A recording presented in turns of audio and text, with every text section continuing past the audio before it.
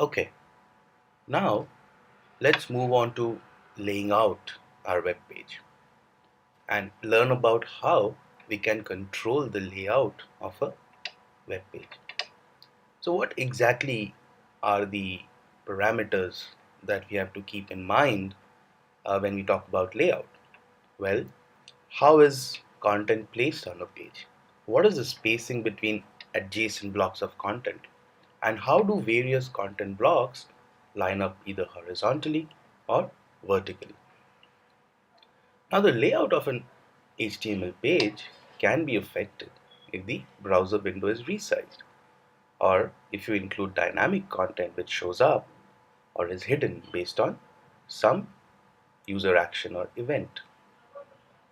Now, all these factors controlling the layout of a web page can be controlled by certain kinds of HTML elements, and these HTML elements effectively serve as containers for other elements. So, let us look at these containers first.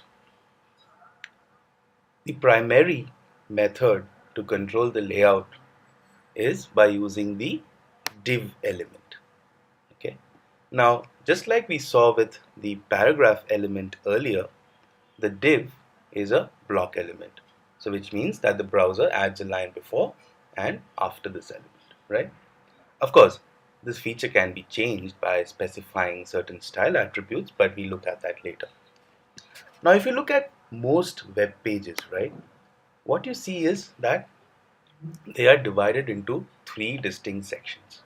So we have a header, we have the main page or the main content area, and we have a footer.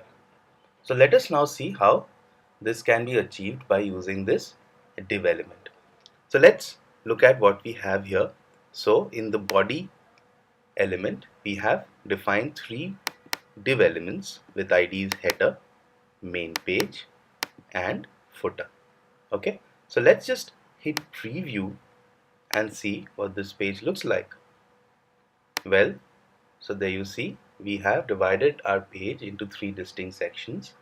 Right on the top we have the header, right at the bottom we have the footer, and in the middle we have the main content area. Now what we want to do is we want to add two more elements in the main content area and make a two column layout, right? So there's going to be a header on top, there's going to be a footer right below, and we're going to have two columns over here. So how do we do that? Well, we shall continue using the div element to achieve this same result, right? So let's add a div in here. We shall assign this an ID left col, okay, and let's say we're going to put in some text left column, right? And let's add another div with an ID right col, and let's add some text right column. So let's save this and hit preview. So there you go.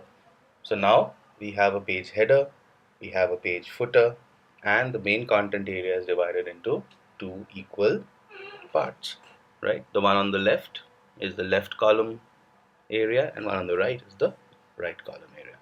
And by looking at the code, you can see that all we've done to achieve this layout is use div elements.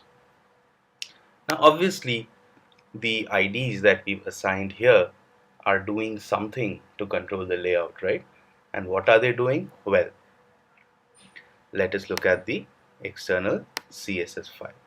So there you see you have styles defined for each of these IDs that are present in the HTML document, right? Header, footer, main page, left col as well as right col. So don't worry if you do not understand exactly what these style rules do. You might understand some of them though. For example, the background color, the height, the width, etc. We're going to look at float pretty soon and understand what float does.